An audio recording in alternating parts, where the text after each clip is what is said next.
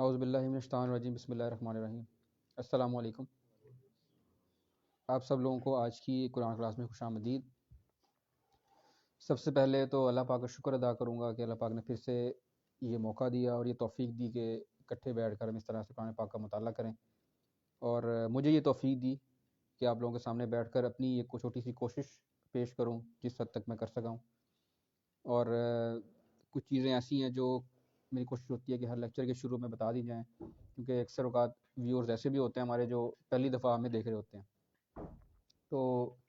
اس میں یہ ہے کہ ہمارا آپ لوگوں کے سامنے بیٹھ کر قرآن پاک کی سورہ کی تلاوت کرنا، اس کی تفسیر اور ایکسپلینیشن پیش کرنا، اس کا جو مقصد ہے وہ صرف یہ ہے کہ ایک موٹیویشن پیدا کی جائے ہر انسان کے اندر، ہر مسلمان کے اندر، قرآن پاک کو ترجمے سے پڑھیں اور اس کو سمجھنے کی کوشش کریں۔ اور میں آپ کے سامنے ایک طالب علم کی حیثیت سے بیٹھا ہوں، اور کوشش یہ ہوتی ہے ہماری کہ جتنا بھی وقت ملے اس میں بہتر سے بہتر طریقے سے لیکچر کو پریپیئر کر سکیں، اور جو سورس بہتر لگے اس سورس سے جو ہے نا لیکچر پریپیئر کیا جائے اور آپ کے سامنے پیش کیا جائے۔ اب اس میں چونکہ ہم انسان ہیں، اس میں غلطی کوتاہی ہو سکتی ہے، تو سب سے پہلے اللہ پاک سے طلبگار ہوں،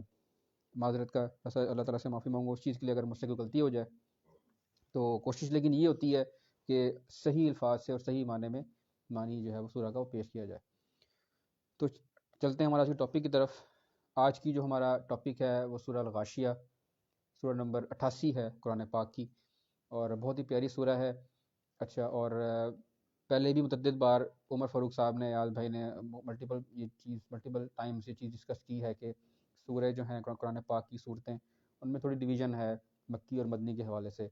اس میں ملٹیپل چیزیں ہیں کہ خصوصیات مکی صورتوں کی اگر بات کی جائے وہ یہ کہ کچھ موسٹلی صورتیں ایسی ہیں اس میں کہ وہ جو چھوٹی ہیں، کم آیات پر مشتمل ہیں، اور کم آیات پر مشتمل ہوتی ہیں، لیکن جامع ایک بہت ہی ایک مختصر انداز کے اندر بہت ہی خوبصورت ایک امپورٹنٹ میسیج دیا جاتا ہے، جس کا تعلق ذات توحید، رسالت اور آخرت کے ساتھ ہوتا ہے۔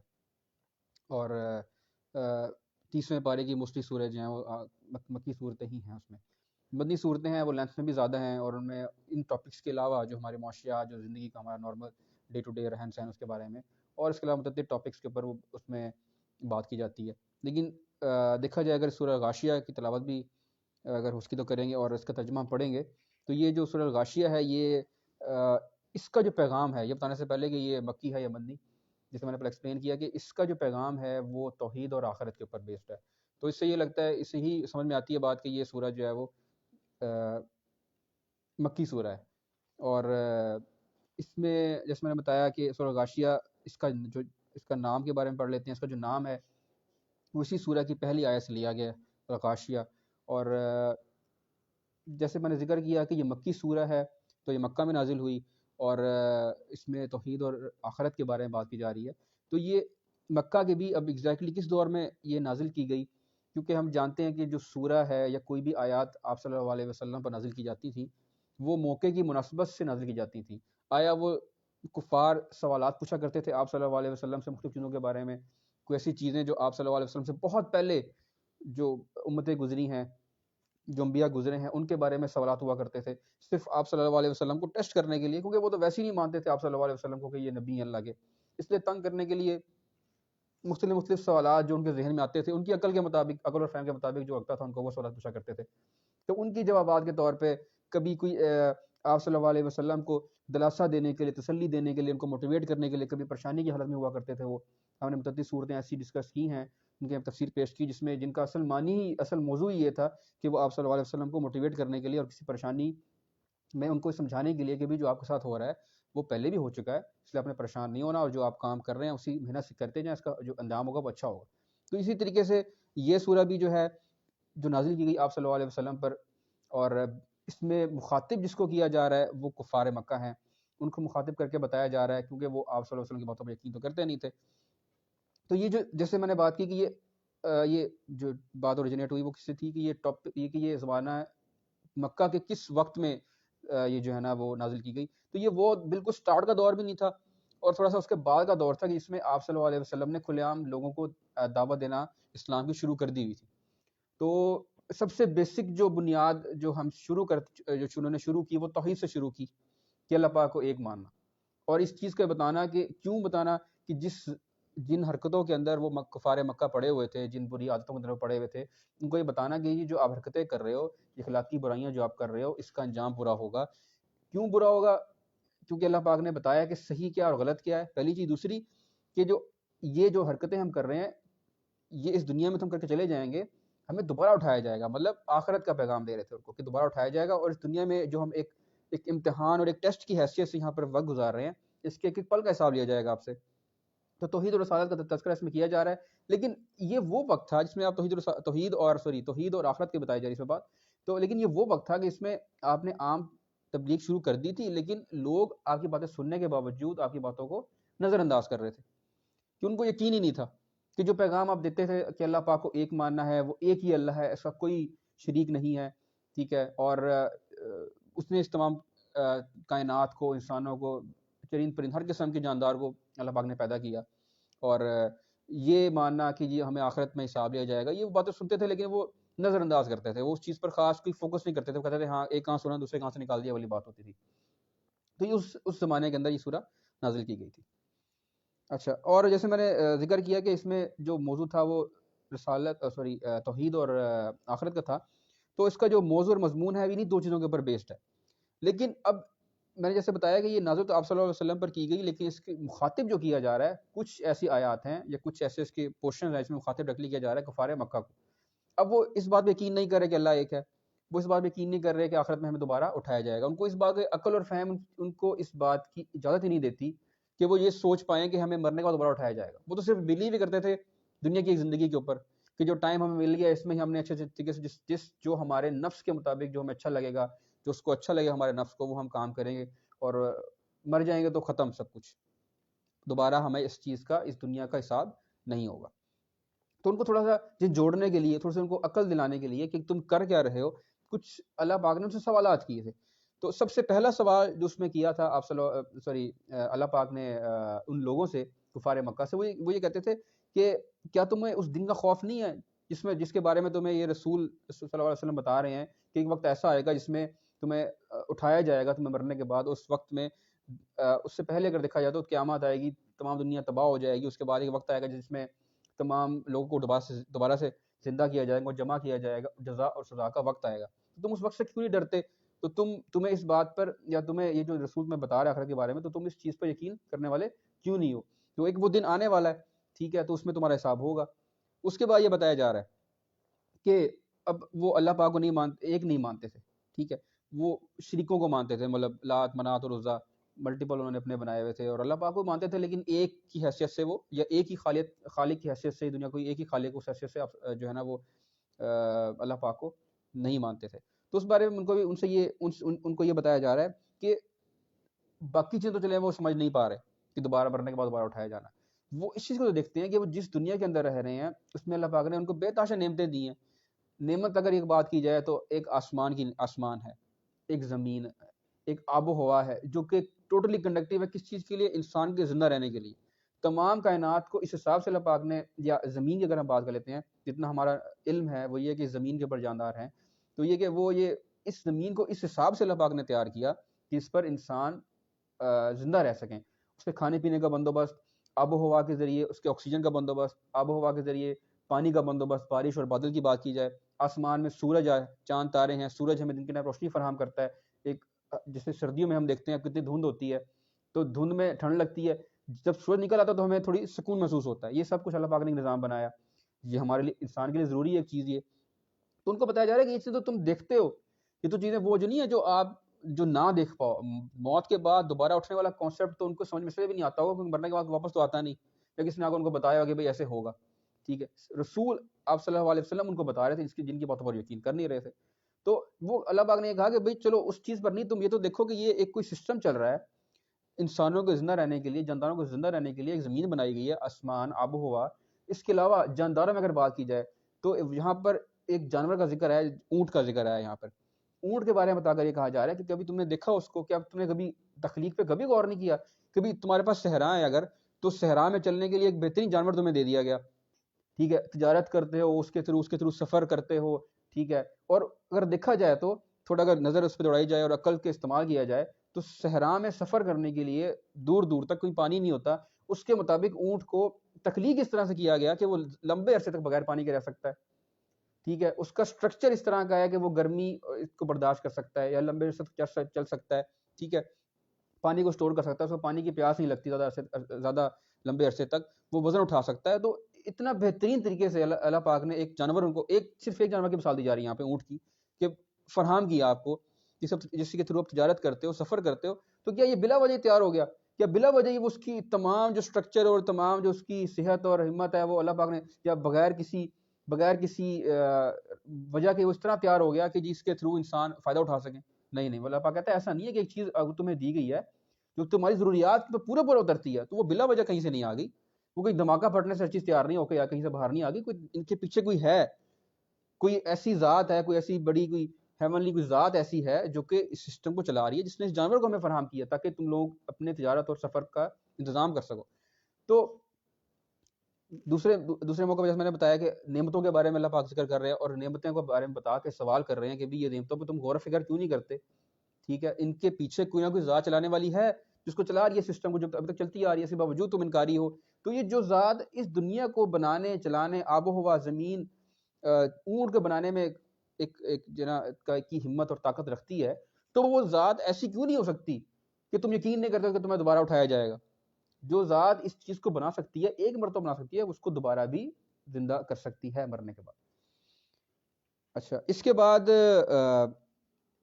آپ صلی اللہ علیہ وسلم سے مخاطب ہوئے ہیں اور ان کو یہ بتایا جا رہا ہے کہ آپ صلی اللہ علیہ وسلم لوگوں کو ایک پیغام دینے کے لیے اللہ پاک نے چنا، ایک میسج دینے کے لیے، میسنجر تھے اللہ پاک کے، جس میں لوگوں کو انہوں نے سچ اور جھوٹ اور صحیح اور غلط کے بارے میں بتایا کہ وہ کون سی چیزیں ہیں جس میں اگر جن چیزوں کے اوپر یا جن احکامات کے اوپر چلا جائے گا، اگر دنیا میں آپ کامیاب ہو جاؤ گے، ورنہ فیل ہو جاؤ گے۔ سمپل ہے دیٹ، ایک ٹیسٹ ہے آپ کا، اس میں پاس ہونا ہے فیل ہونا ہے، اس میں 1 اور 0 والا کانسیپٹ ہے، درمیانی راہ کوئی نہیں ہے، وہ آپ صلی اللہ علیہ وسلم نے بتایا۔ تو آپ صلی اللہ کو یہ بتایا جا رہا ہے کہ آپ کی ڈیوٹی صرف اتنی ہے کہ آپ نے میرا پیغام ان لوگوں تک پہنچا دینا ہے، ایک نصیحت کے طور کے اوپر۔ آپ کی نصیحت کے طور کے اوپر آپ ان کو سمجھا سکتے ہو، آپ ان سے لڑ نہیں سکتے، آپ ان سے جبر کے اوپر زبردستی ان سے اسلام قبول نہیں کروا سکتے، آپ ان سے زبردستی نہیں کرنا، بس آپ کا کام اتنا ہی ہے کہ آپ نے نصیحت کر دینی ہے۔ اب جو لوگ قبول کر لیں گے ان کا اپنا فائدہ، جو قبول نہیں کریں گے اوبیسلی مرنے کے بعد وہ ہمارے پاس ہی آئیں گے، جب ان کو اٹھایا جائے گا تو ہم خود ان کا حساب لے لیں گے۔ تو یہ 2 سے 3 چیزیں ایسی ہوں گی جو سورہ کے اندر کور کی جائیں گی۔ کچھ چیزیں ایسی ہیں جو میں نے کوشش کی ہے کہ ایکسپلین کر دوں تاکہ بیسک کلیئر ہو جائے، باقی وقت کے ساتھ ساتھ جو آیات میں ترجمہ آئے گا اس کے ساتھ پھر وہ چیزوں کو میں مزید ایکسپلین کرتا چلا جاؤں گا۔ آئیں اس کا ترجمہ پڑھ لیتے ہیں۔ بسم اللہ الرحمن الرحیم۔ کیا تمہیں اس چھا جانے والی آفت کی خبر پہنچی ہے؟ کچھ چہرے اس روز خوف زدہ ہوں گے، سخت مشقت کر رہے ہوں گے، تھک جاتے ہوں گے، شدید آگ میں جھلس رہے ہوں گے، کھولتے ہوئے چشمے کا پانی انہیں پینے کو دیا جائے گا، خاردار سوکھی گھاس کے سوا کوئی کھانا ان کے لیے نہ ہوگا، جو نہ موٹا کرے گا نہ بھوک مٹائے گا۔ کچھ چہرے اس روز برونق ہوں گے، اپنی کارگزاری پر خوش ہوں گے، عالی مقام جنت میں ہوں گے، کوئی بےہودہ بات وہاں نہ سنیں گے۔ اس میں چشمے رواں ہوں گے، اس کے اندر اونچی مسندیں ہوں گی، ساغر رکھے ہوئے ہوں گے، گاؤ تکیوں کی قطاریں لگی ہوئی ہوں گی اور نفیس فرش بچھے ہوئے ہوں گے۔ یہاں تک وہ پہلی بات آ گئی جس میں توحید کے بارے میں، اللہ پاک کو ایک ماننے کے بارے میں اور آخرت کے بارے میں، یا دیکھا جائے تو اسپیشلی آخرت کے بارے میں یہاں تک بات کی جا رہی ہے۔ نیکسٹ کوشچن کیا ہے؟ یہ لوگ نہیں مانتے تو کیا یہ اونٹوں کو نہیں دیکھتے کہ کیسے بنائے گئے، آسمان کو نہیں دیکھتے کہ کیسے اٹھایا گیا، پہاڑوں کو نہیں دیکھتے کہ کیسے جمائے گئے، اور زمین کو نہیں دیکھتے کہ کیسے بچھائی گئی۔ یہاں پر سیکنڈ پورشن میں نعمتوں کا ذکر کیا جا رہا ہے کہ نعمتوں کے بارے میں بتا کر اللہ پاک اپنے بارے میں بتا رہے ہیں۔ اچھا، تو اے نبی صلی اللہ علیہ وسلم نصیحت کیے جاؤ، تم بس نصیحت ہی کرنے والے ہو، کچھ ان پر جبر کرنے والے نہیں ہو۔ البتہ جو شخص منہ موڑے گا اور انکار کرے گا تو اللہ اس کو بھاری سزا دے گا۔ ان لوگوں کو پلٹنا ہماری طرف ہی ہے، پھر ان کا حساب لینا ہمارے ہی ذمہ ہے۔ یہ ترجمہ تھا جی سورہ غاشیہ کا، اور اب اس کو 2-3 آیات کو اکٹھے لے کر چل لیتے ہیں۔ سب سے پہلے جی، کیا تمہیں اس چھا جانے والی آفت کی خبر پہنچی ہے؟ مطلب یہاں پر بات کی جا رہی ہے چھا جانے والی آفت، کہ وہ دن، آخرت کا دن یا قیامت کا دن، اس میں شروعات سے لے کر قیامت وہ وقت کہ جب زمین اور آسمان سب تباہ ہو کر رہ جائیں گے اور پھر ایک دوبارہ سے اٹھایا جائے گا، اس پورے اٹھائے جانے کے بعد دو گروہوں میں تقسیم ہو جائیں گے اور سزا اور جزا کا فیصلہ ہو چکا ہوگا، تو وہ اس دن کی بات یہاں پہ کی جا رہی ہے، اس آفت کی، اس مشکل گھڑی کی جو کہ آنے والی ہے، جس کے بارے میں آپ صلی اللہ علیہ وسلم لوگوں کو خبردار کر رہے تھے۔ یہاں پر مجھ سے پوچھا رہا ہے کہ کیا تمہیں ابھی تک خبر نہیں ہوئی کہ میرا رسول صلی اللہ علیہ وسلم آئے آپ کو بتا رہے ہیں کہ آخرت میں یہ حساب ہونے والا، تمہیں ابھی تک خبر ہی نہیں پہنچی اس بارے میں کہ تمہیں اس بات کی کوئی عقل نہیں ہے؟ کچھ چہرے اس روز، اب بتایا جا رہا ہے کہ اس روز ہوگا کیا، حالات کیا ہوگی، کچھ چہرے اس روز خوف زدہ ہوں گے، سخت مشقت کر رہے ہوں گے۔ سب سے پہلی چیز یہاں پہ چہروں کی بات کی جا رہی ہے، تو چہروں سے مراد یہاں پہ مطلب یہ ہے کہ انسان یا اشخاص یا شخص ہوں گے، ٹھیک ہے۔ اب لیکن یہاں پہ صرف چہرے کا لفظ استعمال کیا جا رہا ہے، وہ اس لیے کیونکہ انسان کے جسم کے اندر چہرہ ایک ایسا پورشن ہے یا ایسا حصہ ہے کہ جو سب سے نمایاں ہوتا ہے، جو انکورڈ ہوتا ہے۔ انکورڈ سے مطلب کہنے کا یہ کہ اگر ہم چہرے کو دیکھیں کسی انسان کے، تو ہم انسان اگر عقل مند ہو ہم تو انسان کے جو اندر چلتا ہو اس چیز کو ہم اس کے چہرے سے ریڈ کر سکتے ہیں۔ مطلب کہنے کا یہ کہ وہ تکلیف میں ہے، وہ سکون میں ہے، وہ ہنسی میں ہے، وہ ہنس رہا ہے، وہ خوشی میں ہے یا غم میں ہے، اس کے چہرے سے وہ چیز نمایاں ہو رہی ہوتی ہے۔ تو وہ آخرت کے دن کی بات کی جا رہی ہے کہ بھئی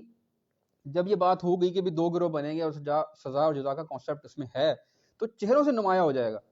جو چہرے مطلب جو لوگ جنہوں نے دنیا کے اندر اپنی زندگی اللہ کے احکامات پر چلائی ہوگی، ان کے چہرے ہی اور ہوں گے، اور جو لوگ زندگی میں نفس کے اوپر چلتے رہے اور نفس کی خواہشات کی پوری کرنے میں لگے رہے، ان کے چہروں کے جو ایکسپریشنز ہیں، جو خند و خال ہے، وہ ہو گئی مختلف۔ اس لیے یہاں پر چہروں کی بات اسپیشلی کی جا رہی ہے کہ چہرے اس دن سب کچھ یا وہ حال بتا دیں گے کہ ان کا ہے کیا۔ سخت مشقت کر رہے ہوں گے، تھکے جاتے ہوں گے، شدید آگ میں جھلس رہے ہوں گے۔ اب مشقت سے مراد یہاں پہ کیا ہے کہ ایک مشکل وقت ہے، اور جب آپ یا کوئی ایسا شخص یا یہ وہ گروہ کی بات یہاں پہ کی جا رہی ہے کہ وہ گروہ جس نے دنیا کے اندر نفسانی خواہشات کی پیروی کی اور جو اللہ کے احکامات سے پر پورا نہ اترے، جو اللہ کے احکامات کے اوپر عمل نہ کرتے رہے، اور انہیں دنیا اس طرح سے گزاری کہ جو ان کو بہتر لگا،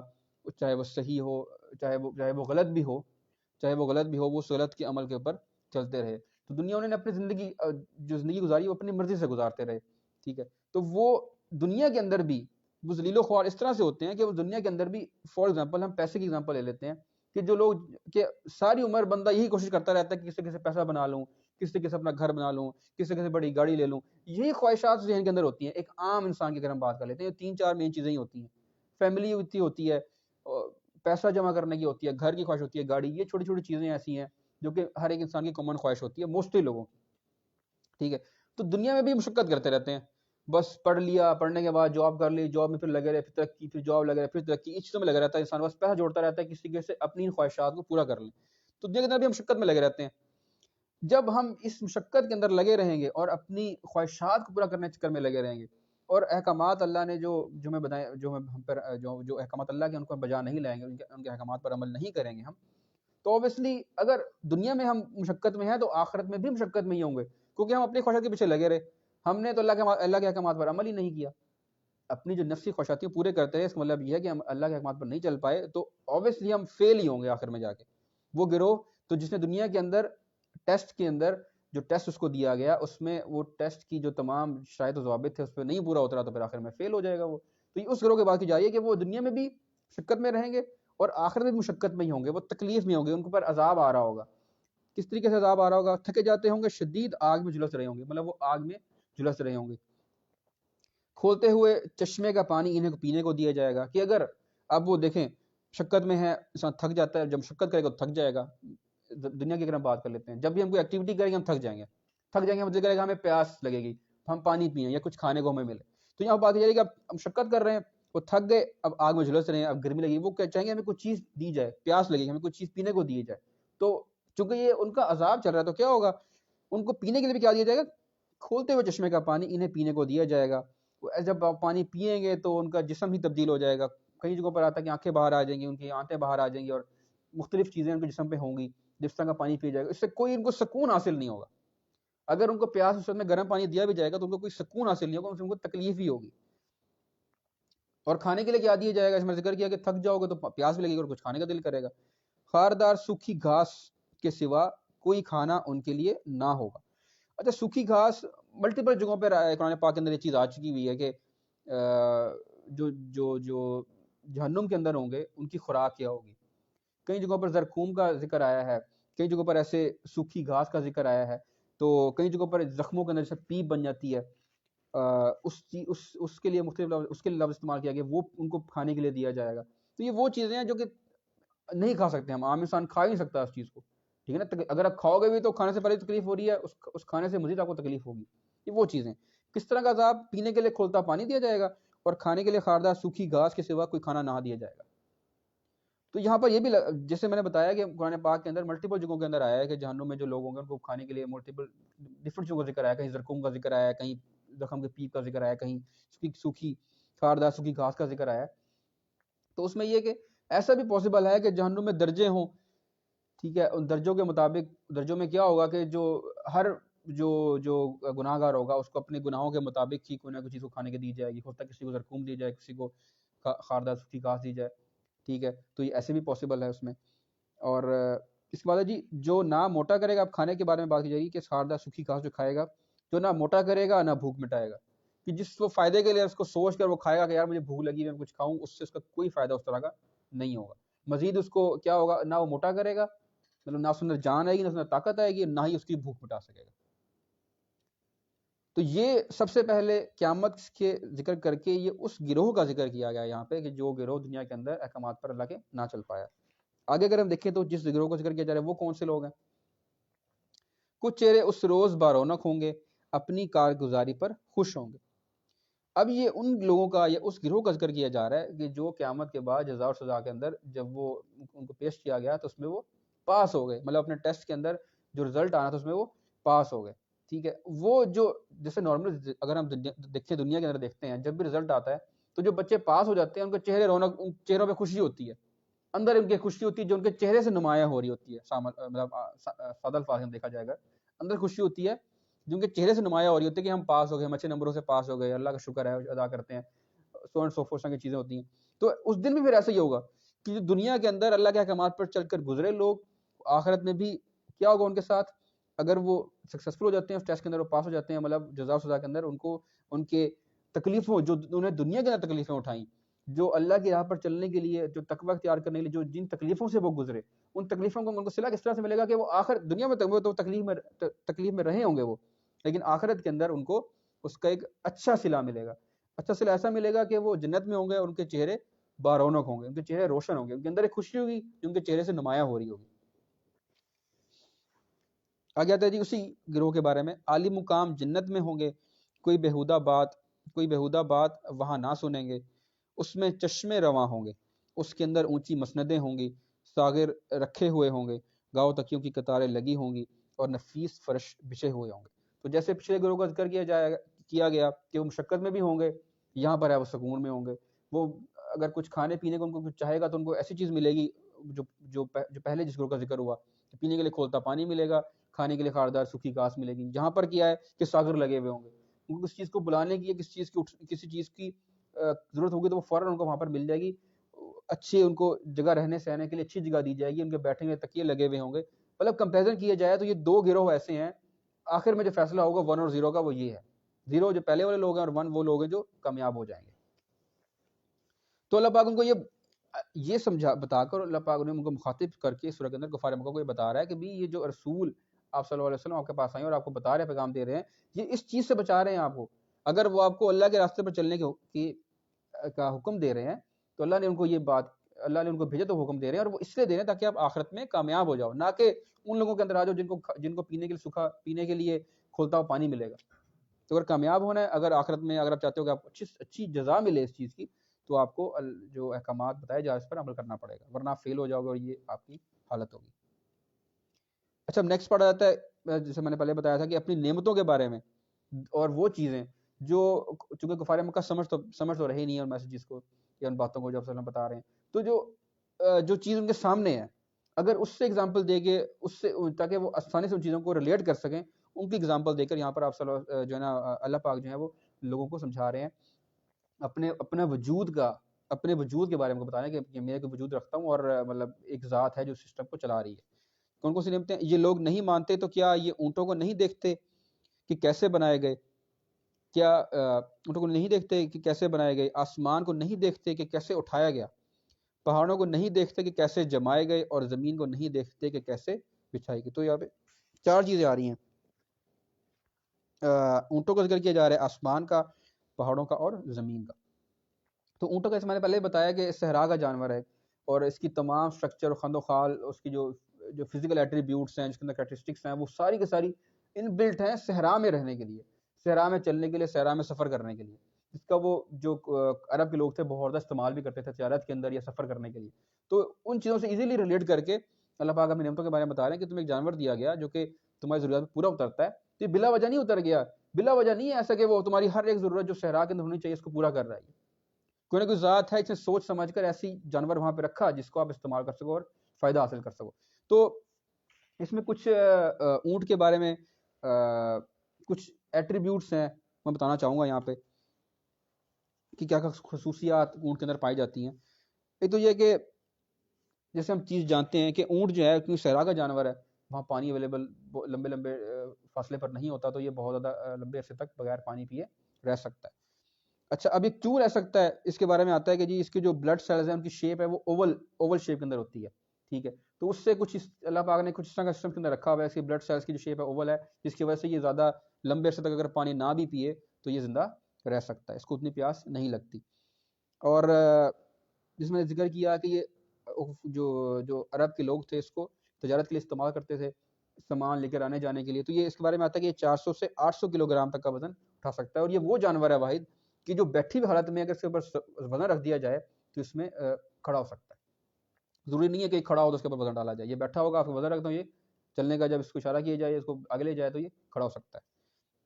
کیونکہ اس کا ہائٹ بہت مطلب ہائٹ ہوتی ہے بہت، اس کی گردن پھر اس سے بھی زیادہ اونچی ہوتی ہے، تو اس پہ سامان رکھنا بھی مشکل ہے، تو جب بیٹھا ہوگا سامان رکھیں اس کے بعد لے جائیں اس کو۔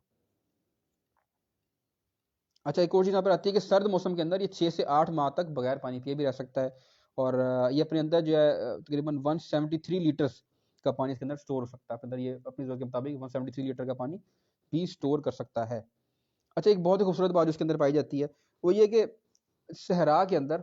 گرمی اور تپش کے علاوہ تو جو ہے نا سینڈ سٹارمز بھی آتی ہیں، ٹھیک ہے؟ تو یہ اوبویسلی اگر اللہ پاک نے اس کو اس جو ہے نا ٹائپ کی انوائرمنٹ کے لیے پیدا کیا ہے تو اس میں کوئی نہ کچھ چیز ایسی رکھی ہوئی ہے کہ یہ اس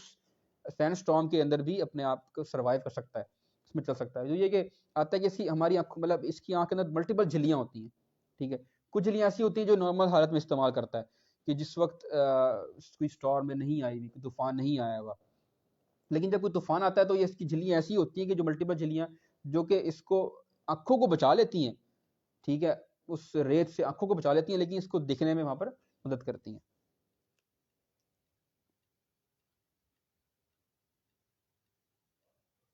اچھا، اس کے اندر اس کے بارے میں کوئی اور بڑی خاص بات کہ یہ جو ہے نا ملٹیپل کافی ساری چیزوں کو ہضم کر لیتا ہے، کس طرح سے کہ یہ ایٹ لیسٹ 50 to 60 ٹائمز ایک نوالے کو اپنے کو چباتا ہے، اس کے بارے میں یہ بات بھی آتی ہے۔ تو اللہ پاک نے اگر اونٹوں کو پیدا کیا اور یہاں پر ذکر کر رہے ہیں تو اوبویسلی کوئی خاصیت ہے اس کے اندر ایسی جس میں اپنی رحمت کے بارے میں اللہ پاک نے بتا رہے ہیں لوگوں کو وہ چیزیں جو یہ دیکھتے تھے، وہ خود جو ان کی آنکھوں کے سامنے کی چیزیں تھیں، جو غیبی چیزیں ہیں جو اللہ پاک ہیں جو اللہ پاک ان کے لیے کر رہے ہیں، وہ تو بہت دور کی بات ہے، اس پہ تو ان کا کوئی ایمان ہی نہیں ہے، کوئی سمجھ ہی نہیں رکھتے اس کی۔ یہ چیزیں سامنے ہے، ایٹ لیسٹ ان کو دیکھ کے تو کہیں کہ ہاں یہ کوئی ذات کے پیچھے ہے جو بنانے والی ہے۔ اس پہلے اونٹوں کا ذکر کیا گیا، اس کے بعد آسمان۔ اب آسمان ہمارے اوپر ایک آسمان اٹھایا گیا، آسمان کے تھرو میں جیسے میں نے پہلے بھی ذکر کیا کہ آب و ہوا ایک پیدا کی گئی جو کہ ضروری ہے ایک انسان کی زندگی کے لیے، جاندار کی زندگی کے لیے، آکسیجن پیدا کی اس کے اندر۔ اس کے بعد بادلوں کا سسٹم پیدا کیا گیا، بارش کے تھرو پانی آنے کا، اس کے بعد سورج اور چاند، سورج دن کے ٹائم سورج ہمیں حرارت اور روشنی فراہم کرتا ہے، مطلب ایک سائیکل بنایا دن اور رات کا، دن ٹائم سورج ہے، نقل و حرکت ہے، انسان نکلتا ہے کھانے پینے کے لیے اور کھانے پینے کی چیزیں ڈھونڈنے کے لیے، یا اپنے جابس پہ جانے کے لیے، یا جاندار نکلتے ہیں کھانے پینے کی چیزیں ڈھونڈنے کے لیے، اور رات کا ٹائم اللہ نے سکون کے لیے بنایا۔ تو سارا سائیکل سورج کے آنے جانے کا یا آسمان کے تھرو یہ اللہ پاک نے سائیکل بنایا تاکہ دن ٹائم انسان کام کرے، رات کو انسان جو آرام کر لے، تو یہ ایک سائیکل بنایا، یہ اللہ پاک کی بہت بڑی ہم پہ نعمت ہے۔ پہاڑوں کا ذکر کیا آتا ہے کہ پہاڑ اللہ پاک نے یہاں پر زمین کے اوپر ایک گاڑ دی ہیں، ملٹیپل ہائٹ کے، کوئی بہت اونچی ہیں کوئی بہت نیچے ہیں، پہاڑ بنائے گئے جو کہ اس پوری ہماری دیکھا جائے تو زمین کو سٹیبل کرتے ہیں، اس کی ٹوٹل اوور آل موشن کو وزن کے مطابق دیکھا جائے تو ان بیلنس نہیں ہوتے، ایک اسٹیبلٹی پرووائڈ کرتے ہیں. تو یہ اللہ پاک نے ہمارے لیے ایک رحمت اللہ پاک کی پہاڑ ہیں. اس طریقے سے زمین کی اگر بات کی جائے تو زمین پہ ہم چلتے بھی ہیں، اپنی مرضی کے مطابق اس کو کھود ڈالتے ہیں، اپنی مرضی کے مطابق اس میں چیزیں اگاتے ہیں. اس کے اندر سے ہمارے لیے نباتات اگتی ہیں جو اس کو ہم کھانے پینے میں استعمال کرتے ہیں. ہماری خوراک کا بندوبست اللہ پاک نے اس زمین کے تھرو کیا ہے. تو یہ ایک بہت بڑی اللہ کی نعمت ہے. تو یہ نعمتیں بتا کر اللہ پاک یہ بتا رہے ہیں کہ بھی یہ چیزیں بلا وجہ پیدا نہیں ہوگی. اگر آپ عقل رکھتے ہو تو ان کو دیکھو اور ان پہ غور و فکر کرو. تو لیکن یہاں پر ایک اور چیز جو یہاں پر ذکر نہیں کی جا رہی، لیکن یہ کہ ایک ہمارا ایمان ہے مسلمانوں کو کہ یہ زمین اور یہ آسمان، یہ چاند اللہ نے پیدا کیا. ٹھیک ہے، حالانکہ ہم چیزوں کے بارے میں اتنا زیادہ ریسرچ مسلمان یا ہم لوگ نہیں کرتے. اس کے بارے میں اگر دیکھا جائے تو جو مطلب جو انگریز ہوتے ہیں زیادہ تر، یورپینز ہو گئے یا امریکنز ہو گئے، یہ جو انگریز لوگ ہیں، وہ اسپیس کی اگر بات کی جائے یا خلا کی بات کی جائے، اس میں ہم سے بہت آگے ہیں، ہم تو بہت پیچھے ہیں. ایسی انہوں نے ٹیلیسکوپس بنائی ہوئی ہیں. ہبل ٹیلیسکوپ بنائی تھی جس میں انہوں نے بہت دور کے چاند تاروں کے بارے میں تصویریں لے کر آئے، اور کس طریقے سے جو گلیکسیز ہیں یہ وجود میں آتی ہیں، سیارے کس طرح سے وجود میں آتے ہیں، بلیک ہولز کے بارے میں. ریسنٹلی انہوں نے بھی ایک نئی تقریباً 20 سے 25 سال لگا کے آلموسٹ $20 بلین کی جو ہے نا لاگت سے انہوں نے ایک بنائی ہے، جیمز ویب اسپیس ٹیلیسکوپ، جو کہ انہوں نے ابھی لانچ نہیں کی. انہوں نے لانچ کرنی ہے، ابھی نیکسٹ 1 سے 2 منتھ کے اندر لانچ کریں گے. وہ اس میں وہ یہ کہتے ہیں کہ جس طرح کا کانسیپٹ ہے کہ دنیا کیسے وجود میں ہے، وہ یہ کہتے ہیں کہ کوئی دھماکہ ہوا جس کو بگ بینگ بولتے ہیں. اس بگ بینگ کے وجود میں جو ہے نا وہ ایسی گیسز وغیرہ پیدا ہوئی، ان کے پھر اس کے بعد سے ریئیکشنز وغیرہ ہوئے جس کی وجہ سے چاند تارے وجود میں آئے، اور پھر بلینز آف ایئرز کے بعد جو ہے نا ہم یہاں پر پہنچے ہیں جہاں پر آج ہم ہیں. ٹھیک ہے، تو ایک سارا کیمیکل ریئیکشن اور کیمسٹری اور سائنس ہے جس کی وجہ سے وہ ایسے اس میں بار بار اٹریشن ہوتی چلی گئی کہ وہ ایسا وقت آ گیا کہ آٹومیٹکلی جو ہے نا زمین پیدا ہوئی، اور اس کے بعد جناب آٹومیٹکلی آکسیجن اور پھر جاندار پیدا ہو گئے. یہ ان کی سوچ ہے. تو وہ اس جیمز ویب اسپیس جو ہے نا ٹیلیسکوپ کے تھرو اب بلینز آف ایئرز گزر چکے ہیں اس بگ بینگ کو. تو وہ اس کے تھرو جو ہے نا وہ شروع کے جو کچھ بگ بینگ کے ملینز آف ایئرز کے بعد، جو کہ ٹائم بہت گزر چکا ہوگا لیکن ابھی سے بہت پیچھے ہوئے وہ ٹائم، اس وقت تک کی وہ جو تصویر ہوگی نا جو گلیکسی کی، وہ اس کو ماپیں گے، اس کے تھرو دیکھیں گے کہ بھئی اس وقت کیا تھا، چاند تارے کس طرح حالت میں تھے. اس سے اندازہ لگائیں گے کہ بھئی چاند تارے کس طرح وجود میں آتے ہیں. مطلب میرا بتانے کا یہاں پہ یہ کہ وہ ہم سے سائنس میں کتنا آگے ہیں، اس کی وسیع مطلب اس کی وسعت کتنی ہے اسپیس کی، وہ یہ کچھ حد تک وہ پھر بھی اندازہ کر سکتے ہیں. وہ چیز اس کے لیے بناتے ہیں، وہ بھیجتے ہیں سیارے آسمانوں کے اوپر، لیکن وہ سب کچھ دیکھتے ہیں، اس کے باوجود اللہ پر یقین نہیں رکھتے. مطلب کہنے کا یہ ہے کہ یہ ہمارے یہ تو ایمان کا حصہ ہے، حالانکہ ہمیں تو چیزیں دیکھی بھی نہیں ہوئی لیکن پھر بھی ہمیں یقین ہے. اور کیسا ہی المیہ ہے کہ ان کو اتنی ریسرچ کے بعد، اتنی اسپیس کی وسعت کے بعد بھی وہ صرف سائنس اور کیمسٹری کے اوپر بلیو کرتے ہیں. اللہ کی کسی ایک ذات پہ بلیو نہیں کرتے، حالانکہ ان کی آنکھوں کے سامنے ہر چیز ہے، لیکن پھر بھی وہ یقین نہیں کر پا رہے کہ کوئی ذات ایسی ہو سکتی ہے جو سارا کچھ بنانے والی ہے. لاسٹ جو اس کا پارٹ ہے، اس سے پہلے جو مخاطب کر رہے تھے اللہ پاک، وہ تھے کفار مکہ سے مخاطب ہوئے تھے. اب جو مخاطب ہوئے ہیں آپ صلی اللہ علیہ وسلم سے مخاطب ہوئے ہیں. اب آپ صلی اللہ علیہ وسلم اللہ کا پیغام لوگوں تک پہنچایا تو ان کو کہا جا رہا ہے کہ اچھا تو اے نبی صلی اللہ علیہ وآلہ وسلم نصیحت کیے جاؤ، تم بس نصیحت ہی کرنے والے ہو. مطلب یہاں پر یہ کہا جا رہا ہے کہ آپ صلی اللہ علیہ وسلم صرف اللہ کا میسیج، جو اللہ کا پیغام ہے، وہ لوگوں تک پہنچاتے چلے جائیں. آپ کی بس یہ ڈیوٹی ہے، آپ نے کسی سے زبردستی نہیں کرنی. آپ کا مقصد صرف ان لوگوں کو اچھے طریقے سے ایک میسیج فراہم کرنا ہے. اب کون راہ راست پر آئے گا، کون نہیں آئے گا، اس کا فیصلہ کرنے والے اللہ پاک ہیں. آگے کیا کہہ رہے ہیں، کچھ ان پر جبر کرنے والے نہیں ہو. مطلب آپ نصیحت کی جاؤ اور آپ نے ان پر کوئی جبر، کوئی زبردستی آپ نے ان پر نہیں کرنی، صرف آپ کام ان کو نصیحت کرنا ہے. البتہ جو شخص منہ موڑے گا، اب نصیحت کی، زبردستی نہیں کی، تو کچھ لوگ مان جائیں گے، جو لوگ نہیں مانیں گے ان کے بارے میں کہا جا رہا ہے البتہ جو شخص منہ موڑے گا